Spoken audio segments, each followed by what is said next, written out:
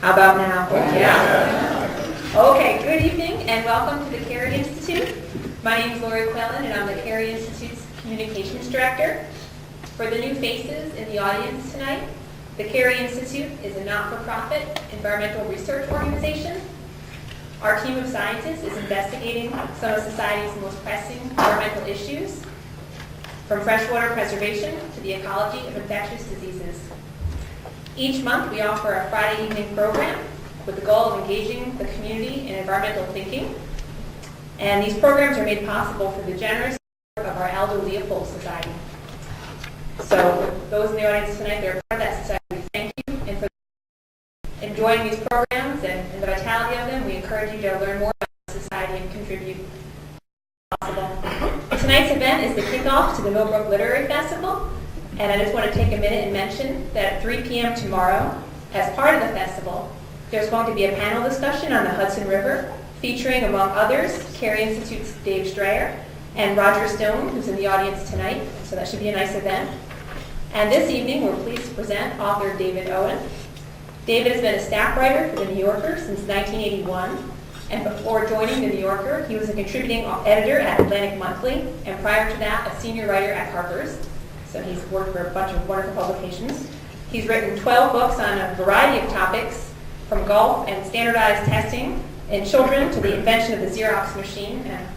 And he actually impersonated a high school student once, so pretty interesting stuff. His most recent books have explored the environment. His book, Green Metropolis, While Living Smaller, Living Closer, and Driving Less Are Keys to Sustainability, grew from a widely discussed New Yorker essay called Green Manhattan. And tonight he's going to read from his newest book, The Conundrum, How Scientific Innovation, Increased Efficiency, and Good Intentions Can Make Our Energy and Climate Problems Worse. So, heady stuff, and we get to learn a little bit tonight about what we're doing right and what we're doing wrong, and maybe what we can be doing better. So, with that, I'll turn the floor over to David. So, get his PowerPoint up. Here we go.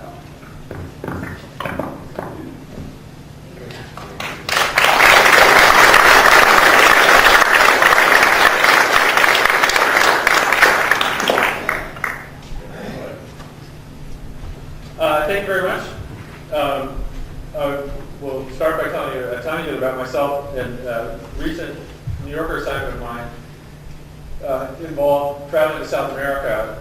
And on my first day in Bogota, Colombia, two women in an old Toyota drove me to an industrial park on the outskirts of the city.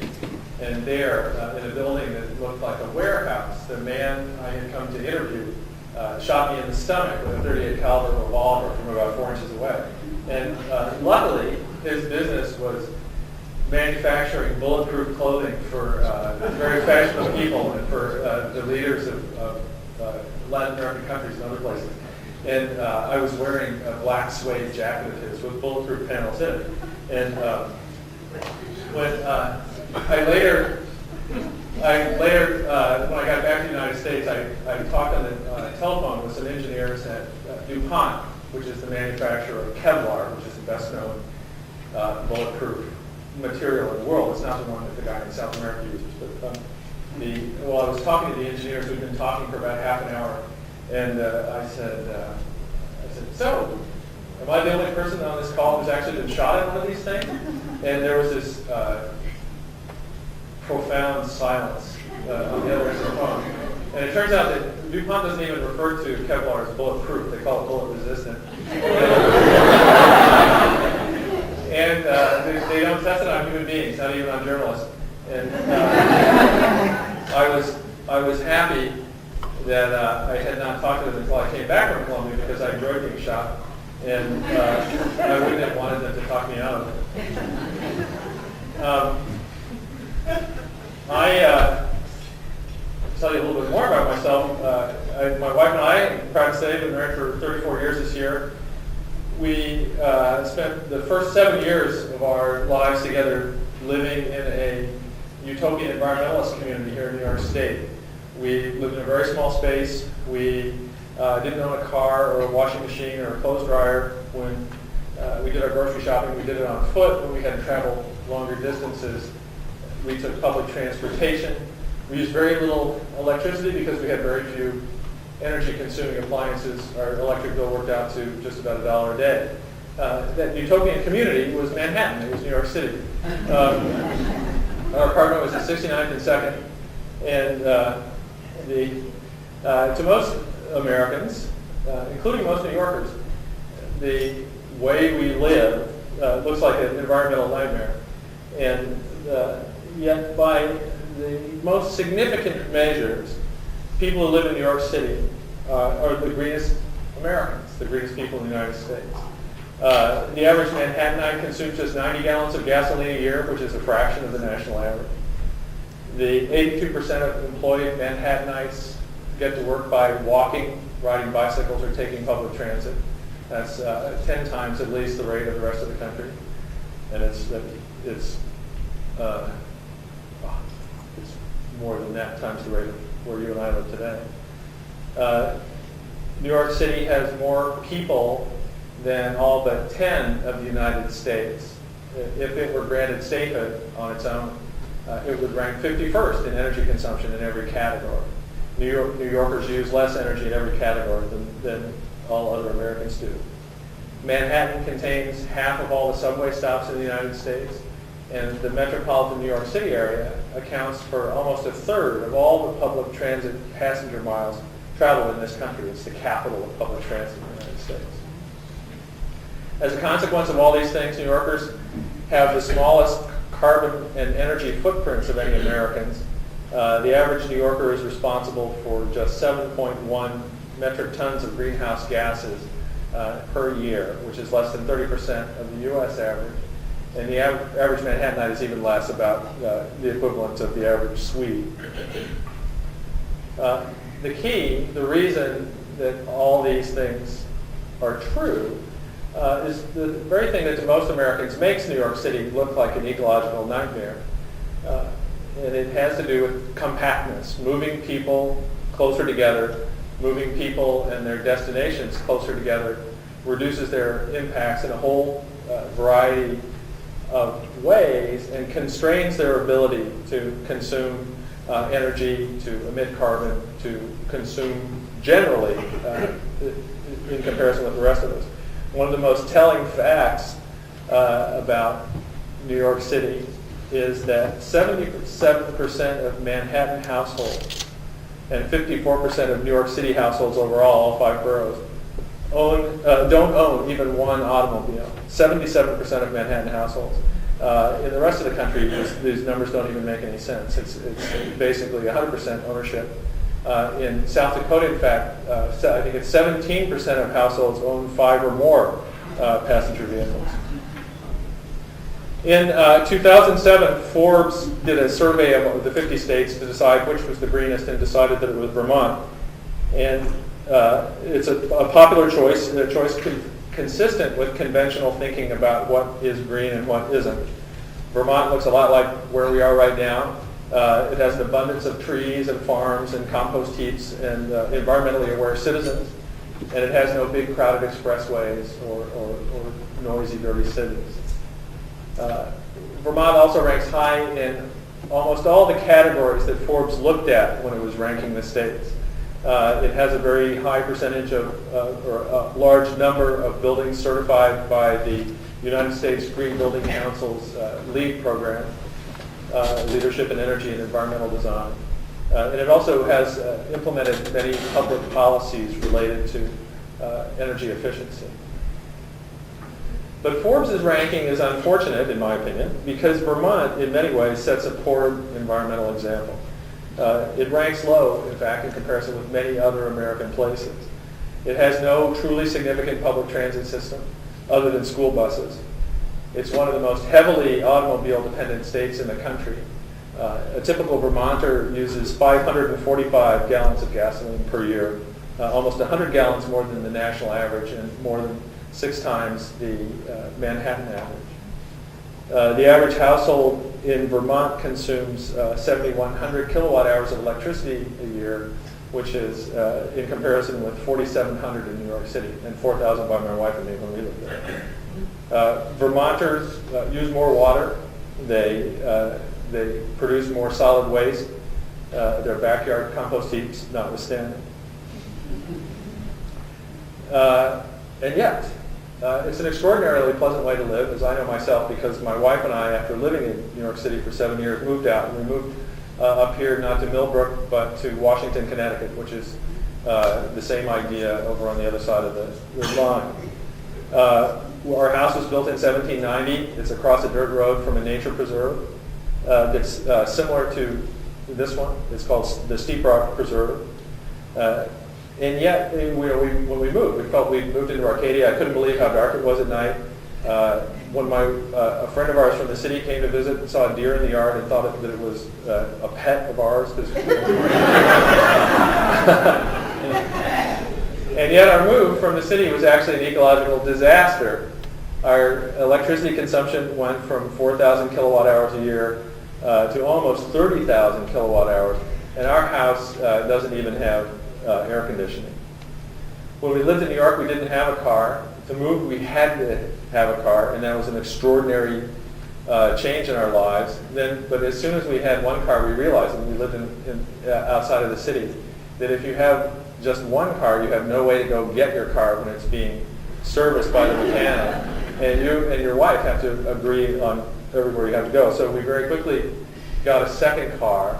And then, as a result of a mild midlife crisis on my part, we eventually ended up with a third car, which then became a necessity as soon as my kids were old enough to drive.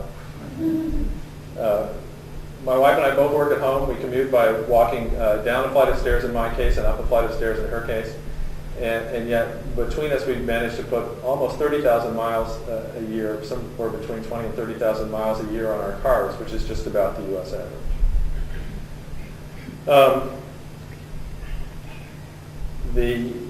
When people think about leaving the city and moving to the country, they picture themselves paddling a kayak and hiking through the woods and gathering eggs from their own chickens. But what they really do, as I think probably everybody here knows, when you move to the country, you move into a car and you move your children into car seats because there is absolutely no place that you can go without a car. When we lived in New York, our pediatrician's office was in the lobby of our apartment building. It was just an elevator ride away. And an elevator is one of the most energy efficient passenger vehicles there is because it's counterweight. Where we live now, my dentist is 2 towns away. It's a 32-mile round trip. And almost everything we do, there's hardly anywhere we go that doesn't involve a car trip. Even increasingly walking the dog because we get bored walking the dog right near where we live.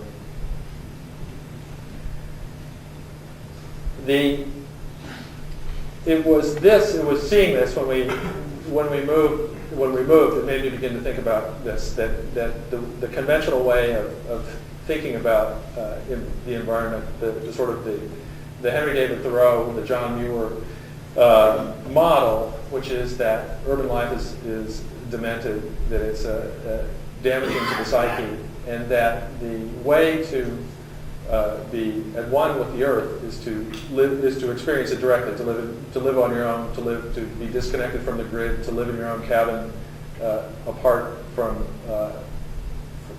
everyone else. In Thoreau's case, not all that far away from everyone else, but away from other people. The difficulty with it is that once you embrace that model, the only way to maintain it when other people follow your example is to pick up and move another mile farther along. An urban studies expert I talked to once told me that sprawl is created by people escaping sprawl, which is, you can see it. We came here to escape the places that used to look the way Millbrook does or Washington, Connecticut does, but other people have come to them seeking that same thing, and now they don't seem like it, and so we moved a little bit farther along. This led me to think that maybe there are other environmental issues that we don't necessarily think about clearly, and that are more challenging, more difficult than we typically give them credit for being. The reason for worrying about these things, as we know, is that we at the moment we have a host of environmental issues. There are 3. Really, they're all related to energy. One is they all have to do with energy consumption.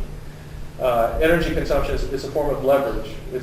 We have, during the past century and a half or 2 centuries, have extraordinarily increased our ability to extract cheap energy, to our access to cheap energy. And it has enabled us to get into mischief that we were not able to get into before. It's made our lives extraordinarily more pleasant than the lives of people who lived even 50 years ago, or certainly 100 years ago, very definitely 150 or 200 years ago. But it has come with an environmental cost.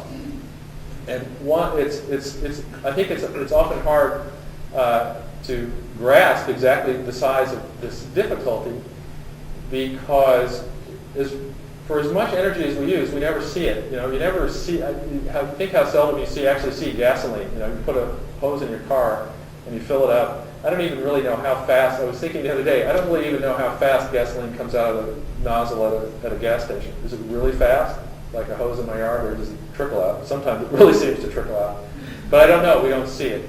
We don't see the coal we use. We don't see these things. And one way to think about this is related to the BP oil spill in the Gulf of Mexico in the spring of 2010. Everybody remembers this story. It was on the news all the time. Those images of crude oil gushing from the floor of the Gulf of Mexico gave some people literal nightmares. It was just unstoppable, this flux of this oil flowing into the sea. There was a website, in fact, if you weren't depressed enough about it already, you could make yourself more depressed by going to the website, and it would give you a blob-sized, an oil spill-sized blob, which you could use your mouse to move around and over a map of the Earth, and you could blot out anything you wanted to. It was just about the size of Virginia. You could pretty much just smother Virginia with that size. But the true environmental catastrophe was not the oil that went into the water. It was the oil that we continued to use exactly as we intended to. The average flow rate from the BP wellhead was 55,000 barrels a day. We Americans use that much every 4 minutes. The estimated total BP spill volume was nearly 5 million barrels over 87 days. Is consumed by the world every hour and a half. The current average oil consumption is the equivalent of more than 1,400 BP oil spills gushing nonstop around the clock every day of the year, unendingly. And that's just the oil. In The Onion a couple of years ago, there was a headline that was millions of barrels of oil safely reach port in major environmental catastrophe. That's what that is. The difficulty, as I said, with our energy use is that it's not just the energy use itself, even though that's problematic. It's burning fossil fuels it's by burning fossil fuels that we add carbon to the atmosphere. And other pollutants to our world. But it's also this extraordinary leverage we gain from these extremely potent packages of energy that enable us to get into other kinds of trouble. It's the reason we've been able to deplete resources of many kinds, to use them at a pace that exceeds anything in human history. It's enabled us to withdraw water that has been in many places far underground for millions of years, and it will not be replaced as any of us are around. So, what to do about this difficulty? The principal approach in the United States, official government policy, has been to focus on energy efficiency and increasing energy efficiency. Harvesting what Secretary Stephen Chu, who's the U.S. Secretary of Energy, he described to me as not just low-hanging fruit, but fruit actually lying on the ground. We waste so much energy that it's by making our machines more efficient, we can cut their consumption by extraordinary amounts. Historically, though, economy-wide energy and carbon savings from efficiency gains have been very hard to pin down, to say the least. Nowadays, we talk about efficiency as though it were something we had just invented, but it's actually efficiency gains are the story of civilization. It's what we've done from the very beginning. The symbolic index event of the Industrial Revolution was James Watt's invention of a more efficient steam engine. It worked better than its predecessors. It didn't require as much coal.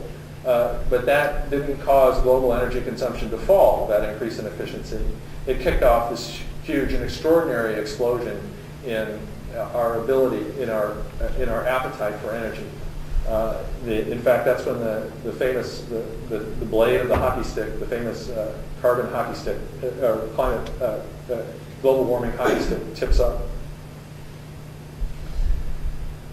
That fact leads to the counterintuitive possibility that improving energy efficiency is our number one favorite policy plan, doesn't cause total energy consumption to fall, but rather encourages it to rise. This seems utterly illogical. How could making things work better, how could squeezing more work from less fuel cause us to use less fuel? Cause us to use more fuel. Amory Lovins, who's the leading proponent of energy efficiency probably in the country, has talked about the switching from incandescent light bulbs to compact fluorescents is the lunch you're paid to eat, because the money you save by switching to a more efficient lighting form more than pays the cost of the transition. Yet to say that efficiency drives consumption is just another way of saying that the better we get doing things, the more things we do. And that is an observation that is supported by many centuries of experimentation in the form of the history of the human race. We have lots of data on it. Virtually everything that I own today is vastly more efficient than whatever its equivalent was when I was a child, assuming there was one. And yet my energy consumption hasn't fallen. In fact, it's grown extraordinarily. This is true throughout our country, throughout the world. Energy consumption has grown faster than population. So it's grown per capita. It's grown in every income category. So it's not simply a consequence of rising income. It is a continuing problem because with even the most optimistic projections looking ahead say that by mid-century, when the population of the Earth will have risen by about a third, energy consumption, global energy consumption will double.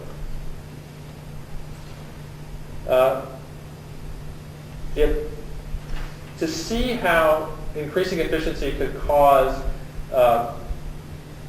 consumption to rise, I'm going to ask you to think about it. A couple of years ago, I gave a talk on climate change in Australia, and this is one of the difficulties with this topic is that if you want to see a really impressive carbon footprint, look at the frequent flyer plans and book tour itineraries of just about any person who goes around talking about the environment. Bill McKibben has a carbon footprint that would knock your socks off. Anyway, I flew to Melbourne to give a 45-minute talk, and my flight consumed a lot of energy. In fact, my share of the jet fuel consumed on my flight was equal to the total energy consumption of the average human being, of the average resident of the Earth in a year. But the environmental problem with flying is not that our airplanes are wasteful. The problem is that through the steady application of engineering brilliance, we have eliminated so much waste from long-distance travel that nowadays the primary impediment to traveling 10,000 miles for a week's vacation is not the cost of the trip, but is the perceived inconvenience of spending a whole day trying to sleep and watching movies in a cushioned reclining seat. In 2011, the cost of flying to Australia was as little as $600 or $700 each way, or free through the redemption of miles. So it wasn't a cost. Yet when people talk about reducing the energy and carbon footprint of air travel, they almost always focus on things like improving the efficiency of the jet engines, on improving improving the design of engines, wings, and fuselage materials to make them more efficient, on using computerized control systems to make air travel to make air routes more efficient by bringing planes directly and less circling around time. By this point, though, the potential gain in any of those areas is quite small because today's passenger jets are already something like 70% more fuel efficient than the equivalents when I was a kid in the 1960s. And the physics of flying really makes it problematic to increase any of those things by very much. But even if the potential for increasing those things were huge, the consequence of any such innovations would be the same as the consequence of every such innovation in the past, which would be to make flying less expensive than it is now, to make it more convenient for ourselves, and therefore to make us more likely to do it, and would therefore encourage us to do more of it. Flying from New York to Melbourne in 1958, when I was 3 years old, if you were going to do that, you did it on a Lockheed Super Constellation, which was a propeller aircraft. And that flight consumed more energy per person than my flight did, but it was greener nevertheless, because that flight stopped in San Francisco, if you're flying from New York to Melbourne. It stopped in San Francisco, Hawaii, Canton Island, Fiji, and Sydney. It took days to get there. And it cost each coach passenger something like a quarter of that year's U.S. median family income each way. If traveling to Australia were still that expensive and inconvenient, we wouldn't do it. I and just about everybody else on my flight would have stayed home, and that would have been a gain for the environment. The only clearly, unambiguously effective method of reducing the carbon and energy footprints of air travel is to fly less, which is a behavioral change, not a technological one. We already understand how to fly less. We don't require any scientific breakthrough for that. We just don't like it. And because we don't like it, instead of taking steps to decrease our mobility, to cut back personal mobility, we talk about aeronautical innovation and improved efficiency, or we assuage our consciences by making a trivial contribution to an organization that promises to offset the environmental damage of our trip. Or maybe we take a trip, take an eco tour where we are contributing to the environment by observing places that are threatened. Meanwhile, we continue to build and expand airports. The world's largest building, the largest building in the world, is in Dubai, but it's not that skyscraper that's twice the height of the Chrysler Building or whatever it is. It's Terminal 3 at Dubai International Airport. It's an airline terminal. This relationship between improved efficiency and increased consumption was first identified about a century and a half ago by an English economist whose name was William Stanley Jevons. And he wrote that it is wholly a confusion of ideas to suppose that the economical use of fuel, which is what we mean by energy efficiency, to suppose that the economical use of fuel is equivalent to a diminished consumption. The very contrary is the idea. And this idea that increasing efficiency causes consumption to rise is often referred to as Jevons paradox. How paradoxical you think it is depends on how closely you observe your own behavior and your own relationship to energy. An easy analogy is internet use. When I got my first modem, it was given to me by Citibank. It was 400 baud, which wouldn't even make sense to anybody under the age of 50 probably. It could be used for nothing except to check my balance at Citibank, and it was a dial-up on a telephone. And even that, to get that one number, took a long time. It seemed like an extraordinary thing. Then the speeds of modems improved. I remember you could shop online. The first possibility of shopping online, and you would go maybe to the LL Bean website, and one sort of line at a time, an image would come into view, and you could go make yourself a cup of coffee and come back, and then discover that the thing that you had clicked on and were about to look at was not what you had wanted to buy anyway, so now you had to go through it all again. And there were people who, I remember, there were arguments, that no one will ever do this. Stores will send CDs to people, and you'll look at the CD and then you'll go online to place your order. Today, of course, downloading a web page takes a tiny fraction of a second. And yet, paradoxically, we stay online for much longer than we did in the when I got that in the early 1980s, mid 1980s, when I got that modem from Citibank. Our connections are much more efficient, and yet that very efficiency has led us to discover ever new uses for that energy-hungry activity. And most of us don't realize what exactly the energy cost of the internet is, but it's very large and it's growing. There are various estimates. It's hard to pin down. It all depends on where you draw the line. But an engineer who I wrote about in New Yorker a couple of years ago says that the internet energy use is now at least equals that of global flying, global air travel, and that it's increasing is the single fastest growing use of energy on the planet. His example was simply Google. That if if Google's energy consumption continued to increase on the curve that it was on, which would of course be impossible, it would soon consume more.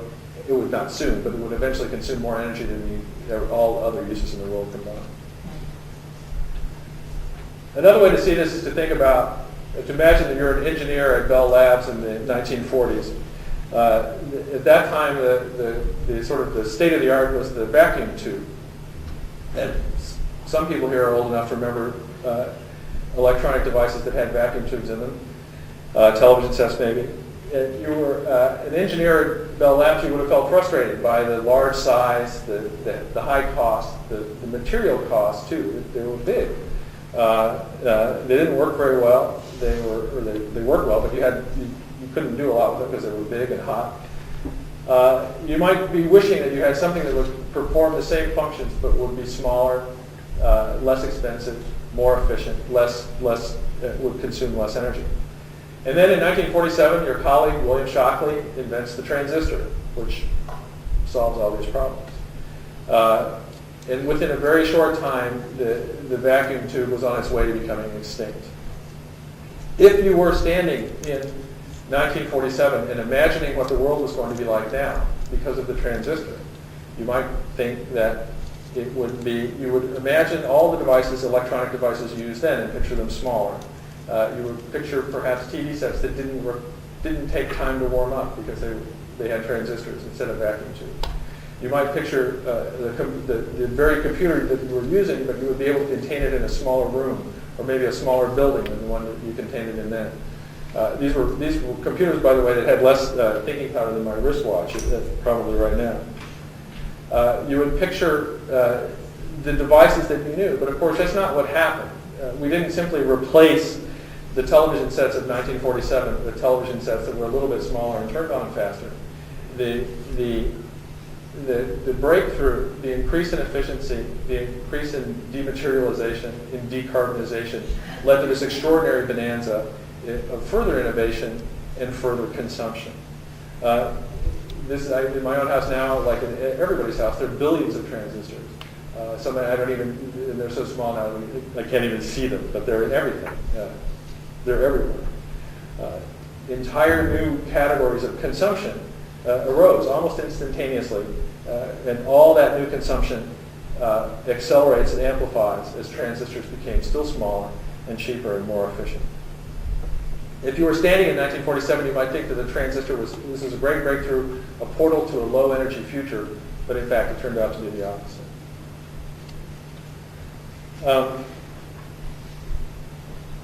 Advocating efficiency is very easy to do because it involves no political risk, and this is why it tends to be the topic that when countries speak, it tends to be the one that they gravitate toward. It's not like policies that demand sacrifice, like actually cutting back, like increasing energy taxes or putting a price on carbon or capping consumption or steadily rolling back total emissions or all the other things that we tend to fight about. Efficiency is easy to agree about, and for that very reason, I think we should probably be a little bit suspicious. There's an ecological economist who's now a professor emeritus at the School of Public Policy at the University of Maryland named Herman Daly. And he's written about this topic and has written about the importance of imposing what he calls frugality. In other words, artificially increasing the scarcity of energy through caps or taxes, by increasing its price one way or another, before promoting efficiency. In other words, before artificially increasing the abundance of energy. Because what we do when we make our machines more efficient is we make energy cheaper. We make more of it available to ourselves for other uses. He has written that frugality first induces efficiency second. Efficiency first dissipates itself by making frugality seem less necessary. Frugality keeps the economy at a sustainable scale. Efficiency of allocation helps us to live better at any scale, but does not set the scale itself. In other words, if we impose limits on our consumption of fossil fuels, advances in efficiency will enable us to live well with less damage on a smaller scale. But if we focus on efficiency first, we only make our problem worse. And this sort of brings us to the difficulty of technological innovation, which is, we're all, like all people, I'm hoping that scientists will figure this out and it will all go away. I interviewed two scientists once. One was working in nuclear fusion, which is the way the sun works, and the other was working in solar photovoltaics.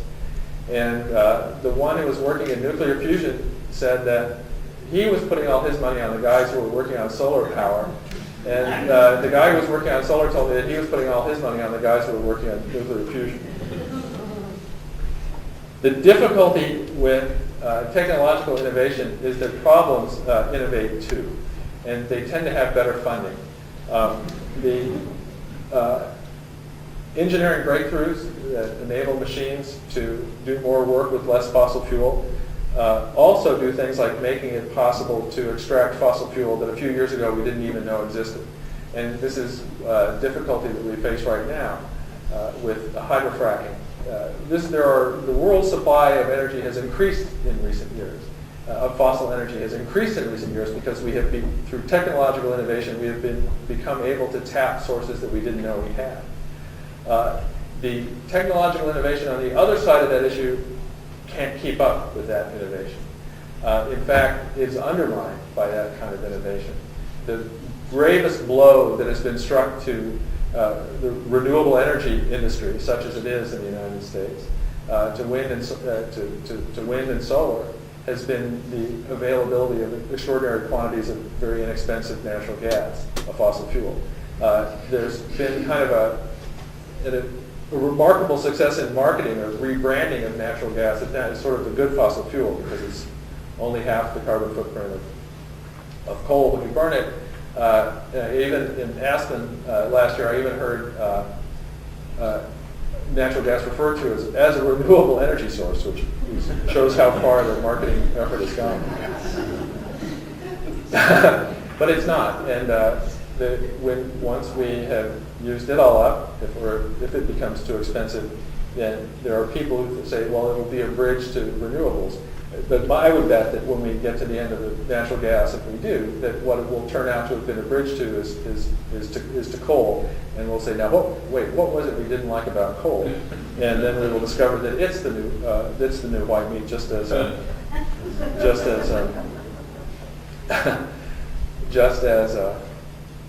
natural gas was. I think I'm going to stop about there and ask for some questions. But first, I have the world's shortest PowerPoint presentation, which I am able to give even without the slides. I once showed the two slides. I have two slides. I once showed them in an auditorium that didn't have a screen, but I had a laser pointer. So I just described them and used the laser pointer to point over here, and I would point over there. And people actually followed back and forth. I thought, this is probably more effective than using the slides, but I have the slides. What I want to illustrate is the difficulty of the issues that we're concerned about and trying to grapple with. This photograph, this is a staged photograph. It isn't a real traffic jam, but it might as well be. This was taken by the Transit Authority in Tampa, Florida, in the late 1990s. And the purpose of it was part of a campaign by the Transit Authority in the Tampa region to persuade voters to spend money on a light rail system, which they ultimately were not persuaded. But we recognize this situation. We've all been in it. The second slide shows the occupants of all the cars that you see here, sitting in chairs in the road. And even though I've seen these slides many times, it sort of astonishes me, and I always have it in mind when I drive along on the interstate, and mentally, sort of count up cars and put people into a bus. You could easily fit this group of people into the back of a bus. And an environmentalist I showed these to said, you shouldn't cheat like that. That's not all that's many fewer people than were in those cars. But it's not. I blew it way up and I counted, and it's only one per car, but it is one per car. The difficulty, and that was the message that the Tampa Authority was getting to people. If one bus, we could get rid of this traffic jam. The difficulty with this, and this is the conundrum really in one form or another that underlies almost everything, all our good intentions on the environment. The difficulty is that if you are one of the occupants of these cars, this street to you looks like nirvana. Your problem has been solved. There's no more traffic jam. There's no more people in your way going to work. And the problem with almost all our solutions is that they tend to make the problem just a little bit worse. And you can see this. I'm the world's only, not only the world's leading, but probably the world's only advocate of the environmental value of traffic congestion. Traffic congestion, we tend to think of as an environmental problem. It's not. It's a driving problem. Driving is the environmental problem. Anything that makes driving more exasperating is good for the environment because it makes us likely to do less of it. Anything that makes that exasperation go away is undoubtedly bad for the environment. And if you listen to proposals about driving, almost all of them have the effect of making driving more pleasant. They make it cheaper. We'll make our cars get more miles to the gallon. We'll push down our cost of fuel. We'll eliminate this congestion, which supposedly has a terrible environmental impact, so we can get to work quicker. In fact, one of the criteria by which automotive plans are judged is by how commuting times improve. Every time you knock 10 minutes off of a commute, an average commute, you pushed the outer edge of suburbia 10 minutes farther away. So what the real public policy that you need is not to build a light rail system that people either will or won't use. You need to build it, but you also need to eliminate all this road space that was formerly occupied by cars so that you maintain the level of inconvenience, but at a smaller traffic volume. And this actually worked. There's a concept among traffic engineers called induced traffic, and they know that if you add capacity to a highway, you don't make congestion go away. You cause cars will fill the space that's provided for them. It's called induced traffic. The opposite works too. The great Jane Jacobs wrote about what she called attrition of automobiles, which is that if you gradually subtract road space, driving shrinks, because as driving becomes more painful and disgusting to yourself, you do less of it. You don't jump in the car to go buy a single bag of potato chips at the grocery store. You accumulate your errands into more compact trips. The way we make ourselves do less of things that we shouldn't be doing is by making them more hateful to ourselves, which is why people who live in New York City don't drive, in addition to the fact that they live close enough to places that they can walk to. So anyway, that's the challenge. And I'm often accused of not having any answers to any of these questions, which is sort of true. I certainly don't live in answer to it because I live just as wastefully as maybe a little bit less, but I still live pretty egregiously in comparison with people who live in dense cities. But there's a difference between problems that we don't know the solution to and problems that we know the solution to, but we don't like the solution. Carbon sequestration is a problem that we do not know the solution to. We don't know how to do it. Reducing carbon output is a problem that we do know the solution to. It's very easy, theoretically, but we don't like it, so we don't do it.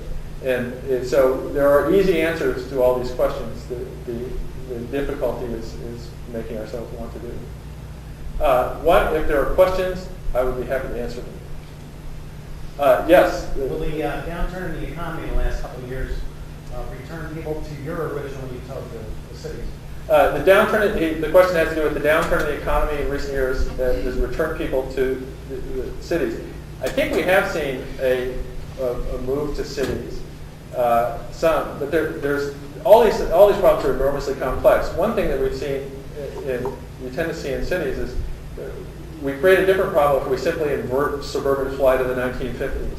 If we push the inner cities out to the suburbs we're no longer interested in, and all the middle class and upper middle class moves into what were formerly dense urban cores. All these, because we have built the country the way we have built it, it's hard. We're not going to just erase everything and start again. One thing we have seen in the economic downturn is very that where the impact was the hardest was at those outer rings of suburbia, was where the last, the drive till you qualify kind of developed. In 2008, something happened globally that not even the most optimistic environmentalists had anticipated, which was that global energy use and carbon output went down by significant amounts.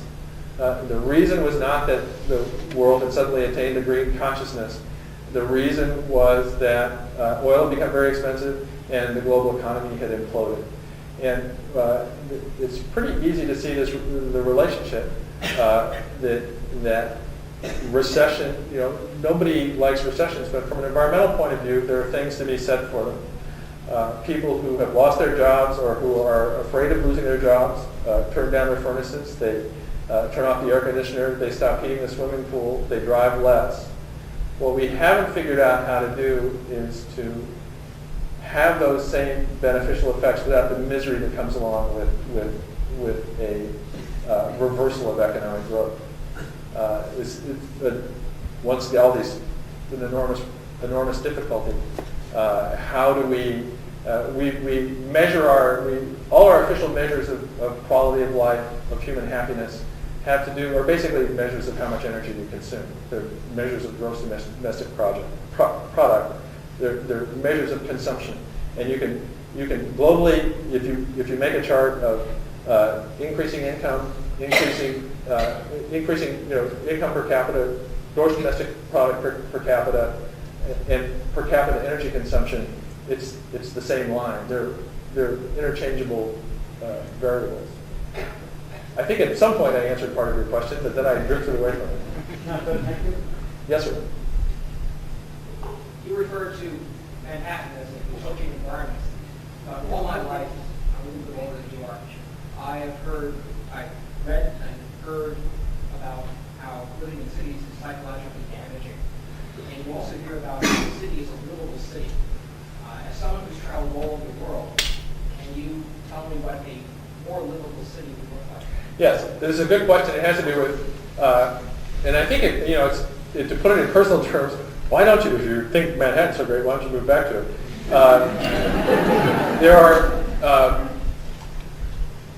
But the question has to do with livable cities. What is a livable city? What makes a city livable? And these are critical questions. My point about Manhattan is that if we want things like public transit to work, if we want even people who think that climate change is a left-wing crock to shrink their carbon footprints, the way to do it is infrastructurally. Even New Yorkers who don't believe in climate change have small carbon footprints because it's just the way the city is arranged. So the trick is to arrange people in a way that from which these consequences flow. Because of that, the environmental issues that are critical to urban life are different, really, from the ones we tend to think about. It's not putting solar panels on a building. It's not putting windmills on top of skyscrapers. It's things like quality of public schools, noise, urine smell on the sidewalk, crime. It's all the things, all the factors that cause people like me, many years ago, a parent of a young family, to flee. the greenest people in the United States are probably college kids because they live in spaces that are even smaller than apartments.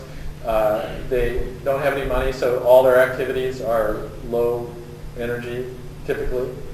We don't approve of all of them in case there's anybody here who might take that as permission to do something. They tend not to own automobiles. If they live in residential colleges, they walk to work, all those things. My kids now are in their mid and late 20s. They live in big cities. They don't own cars. They live in small spaces. They have very small carbon footprint. The difficulty begins when you get to childbearing age. You start to have a family. Then that problem lessens, and I think that potentially one of the most powerful environmental organizations could be the AARP, because once kids move away, there's the needs for the kind of space that we think we need when our kids are small change. My mother now is in her early 80s. She lives in an assisted living community. She lives very much like a college student, but with quieter parties and earlier bedtimes. But she walks down the hall to meals. Her friends live nearby. She plays cards in rooms down the hall. She still owns a car, but she doesn't use it as much. And she enjoys not only has this smaller environmental impact, but she also has an increased quality of life. And I think that the problematic demographic is the young family. And so probably is not the place where we're most likely to make gains. But at the other ends of the age scale, I think they're susceptible to being sold on the idea of living smaller and living closer to other people and living with less dependence on the automobile. Especially true as people get older. Around here, many of my best friends are widows in their 80s because I play bridge. And there are really all their husbands are gone. They were all named George, and they're all dead. But every single one of them lives in fear of the moment when they can't drive anymore. Because if you live around here, you cannot. Once you don't have a car, you are done unless you can afford to have somebody drive you around, or your friends are willing to pitch in and take you. Not true in dense living in cities. My wife and I, when we lived in Manhattan, there was an old lady in our building who was able to live independently to the very end of her life, almost like within a week, because in a city, that car is not a necessity, and so she could get around at times when my mother, even if she were still living in her suburban house, would not be able to. So I think but I think that to see that as an environmental possibility requires a kind of a change from the way that the American environmental movement, at least, has tended to be. It's different from. It's looking at cities in a different way from the way that Henry David Thoreau and John Muir did. It's looking at them as sources of, as models for the future, rather than as as the important things that they truly were in those days. But it requires a kind of a different mindset, because I think we tend to think that if we are of a green sensibility, that the only authentic life is one in which you are in direct contact with the natural world. The only difficulty is it's not clear anymore that the natural world can sustain that much direct contact with us. Yes, sir? If there were a practical fusion source of energy, why wouldn't that solve the problem? If it would solve the energy end of it, the supply end of it. I think the great difficulty is what we do with that energy. There are environmental problems that we cause just from access. The more energy we have, the more trouble we get into. Our water, the global water problem, is really an energy problem. We have had the energy to tap water sources, to exhaust water sources very rapidly. We've had energy to transform the landscape in tremendous ways. One thing that I think is true, and that people don't like to hear, is that all energy should be expensive, not just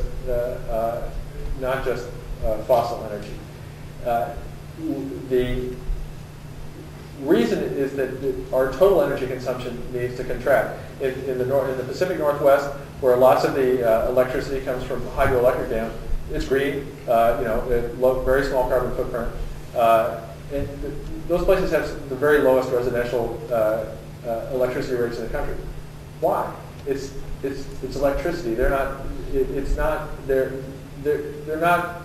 The mere fact that they happen to live next to near these dammed rivers doesn't mean that energy consumption isn't troublesome to us.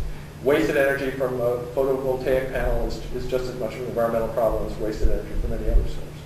So I think if we think of energy consumption, we need to think of energy consumption as more problematic than we tend to. So no, I would say that the energy too cheap to meter. If it were non-carbon, we would certainly find ways to get in, easily find ways to get into at least as big a trouble as we are in these other areas. Yes, sir. Just a quick question. In the city is a utopia, because the city has inputs and outputs as far as garbage and energy, and people in the city may not have a car to go buy groceries, and they walk to get the groceries, but still those groceries have to be delivered to the city. Right. So if you factored in your studies, per capita energy use in New York City is less than somebody like myself living out here. Have you factored in the cost per capita of providing water, electricity, and all of the goods and services that the city needs into that consumption formula on a marginal rate? And like New York City continues to grow as buildings get taller, but the state of Vermont, for instance, has stayed fixed from a population standpoint at approximately 800,000 people, 900,000 people. So from an environmental impact, Vermont would seem pretty steady and a lot less so than New York City, which has a very large output as far as styrofoam, convenience of to-go food and everything, because New York has a very large output of garbage that costs billions of dollars a year to get rid of it, the landfills and so forth. They're not very self-sustaining this time. Right. No, the short answer is yes. I have factored in those things.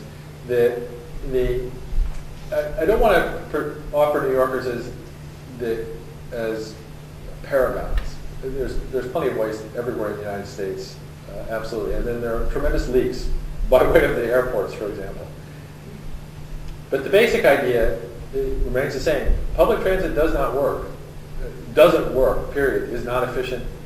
People don't use it unless you move people close enough together to end their destinations. There's a reason that half of all the subway stops in the United States are in New York City. It's one of the very few places in the United States where people live close enough together to make public transit work. There are a few places where you can live without a car in the United States. There aren't many.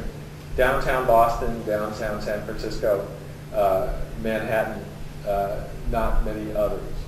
So I got into sort of this same kind of argument in Portland, Oregon once, where they're saying, yeah, but what about this and what about this? If you can sort of block out some of that and just see the basic point, which is that the way you reduce human impact on the earth is by moving people closer to end their destinations closer together. Because by doing that, the size of the living spaces comes down. Do New Yorkers throw away takeout food containers? Yes, but they actually produce less solid waste per capita than other Americans do. Because if you go, the opportunities for waste that you and I have living as we do around here are hugely increased. The first thing my wife and I did when we moved out of New York, aside from gaining about 15 pounds apiece because we no longer walk anywhere, was we had this house, suddenly this huge house that we filled with stuff. And you fill it, you expand to fill the space that is available to you. We, like many people, we have rooms in our house that we go into only to vacuum, really, and to pump up the floors. And we've actually I think we're among the few people who have actually remodeled a house to make it smaller.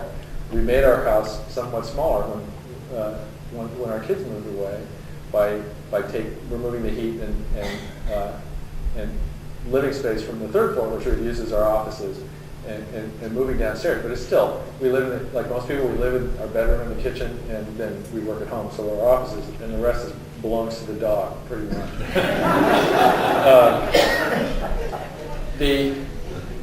So yes, New Yorkers, Donald Trump, who I played golf with earlier this summer, he's a New Yorker. He has a huge carbon footprint.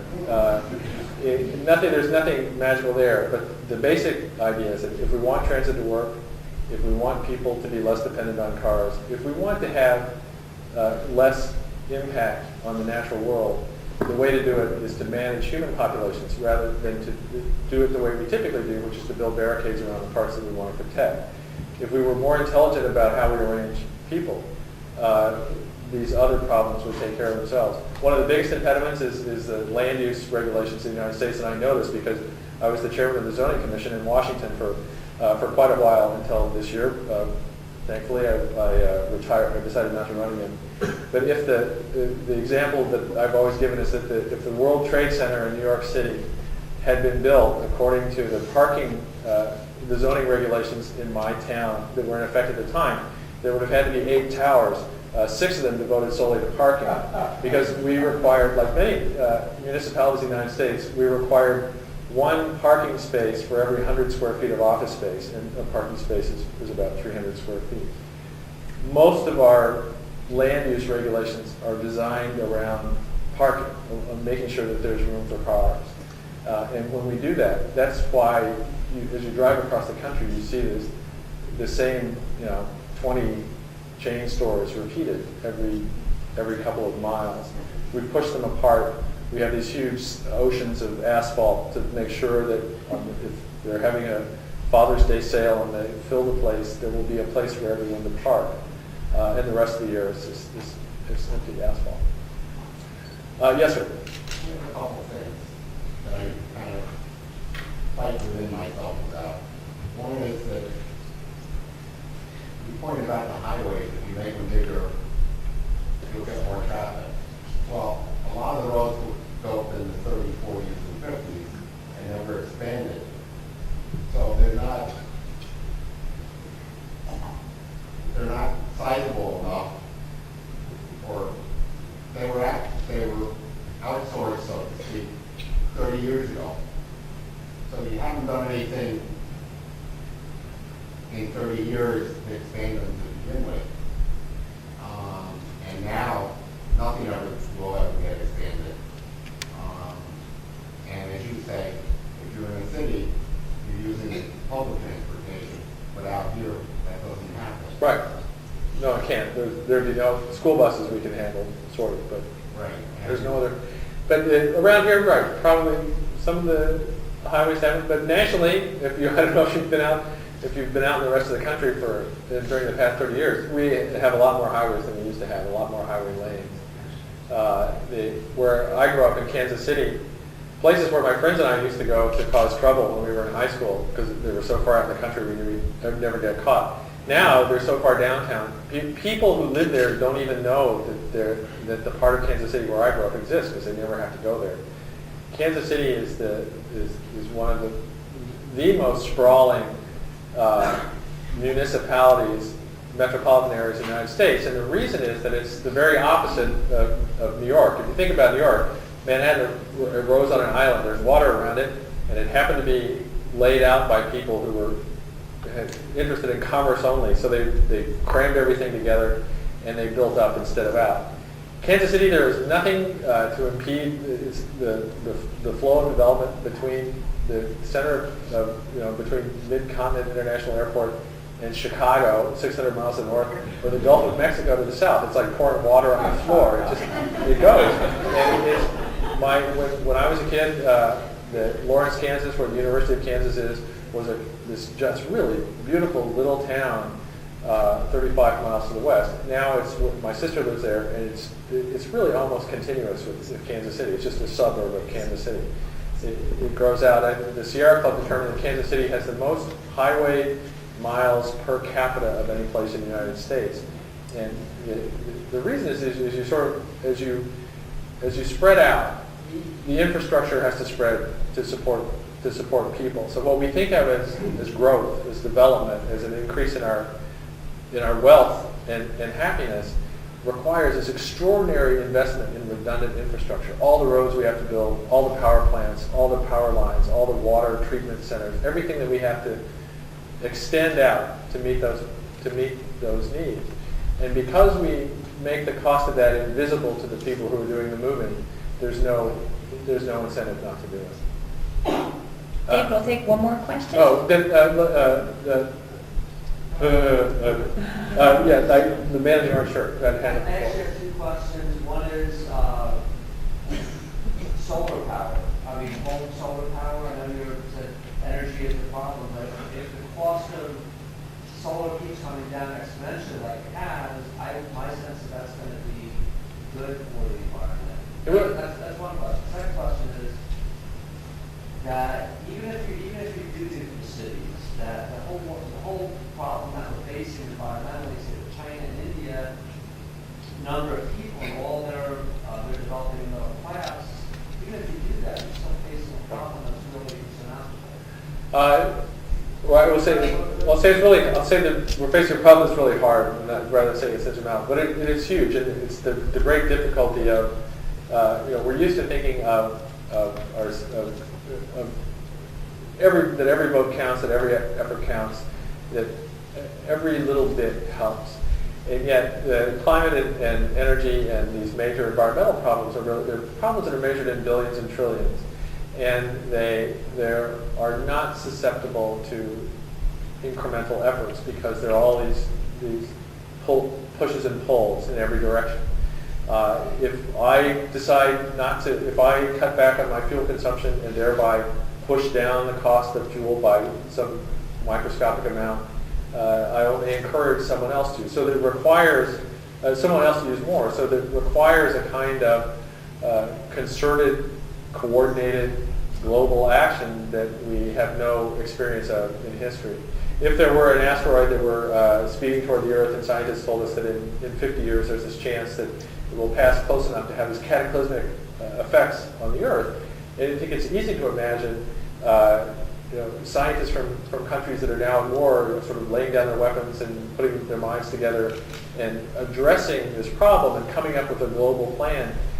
Climate change, all these other environmental problems are more difficult because they're less tangible, and because the solutions are more difficult. They don't lend themselves to that kind of Manhattan Project sort of we'll get in there and take care of this thing. So it's hard, but not insurmountable, but difficult. As for solar, I think if the way we tend to do solar disguises the most significant fact about it, which is that it doesn't work very well. That's potentially the greatest thing about it. You could cover your roof. You could cover your roof with solar panels, and you would not be able to sustain the life that we live now with those solar panels. We disguise that by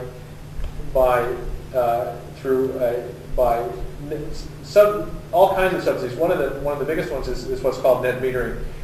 At times when you don't need the power company, it flows to the power company, and you're paid at the retail rate for it. Well, the power company, when you don't need it, the power company doesn't need it either. I know a lot about this. I completely think you're 100% wrong. Yeah. You don't know. But that's I will say again that I don't think that putting solar panels on roof I think that if we use solar, it should be done. It should be in the grid. The cost should be apparent, and that if you merely make people think what neighbors of mine think, that I've made energy cheap to myself and no longer concerned, you're not solving the problem. But the cost is coming down. I'm saying the cost. The cost is coming down. Definitely is coming down. I'm saying as long as you're actually within 3 or 4 years in most of the country, it will be competitive with coal. That's what everybody is saying.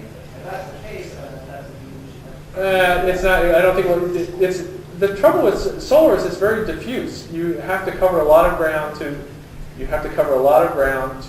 No matter how efficient your panels are, and physics places a limit on that, you have to cover a lot of ground to capture it. If anybody who tries recharging their car, for example, with solar panels will be deeply disappointed. It takes a very, very long time for that low voltage trickle to come anywhere close to recharging something like an automobile battery. You cannot sustain the life that we live now, which depends entirely on fossil fuels, with solar. It won't happen. I recently wrote about a chemist at MIT who said that, surprisingly, his work is in solar. He spent 30 years working on solar. The thing that he said that surprises people is that he hates the electric car. The reason he hates the electric car is he says that renewable energy will not recharge the electric car. If there were anything like a large-scale transition to electric automobiles, what it would mean would be a huge increase in the demands for fossil fuel electricity generation, and it would create bigger problems than it would solve. If you look at a community that actually lives on solar power, like the Natural Bridges National Monument in southeastern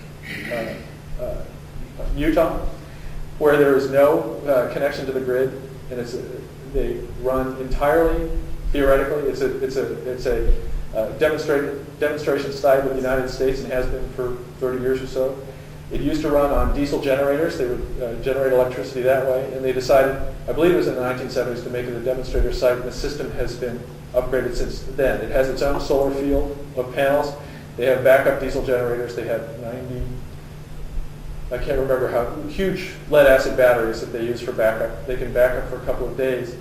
Even with that, they had to reduce their already low energy consumption by a huge amount just to make it feasible to run what they had left on solar. And in addition, the vehicles don't run on solar. They're all brought in by petroleum brought in. The heating doesn't run on solar. It's run by propane. The cooking doesn't run on solar. It's run by propane. If we could live on solar, but it would be a different life than what we're talking about right now. Thank you very much, David. He will be available.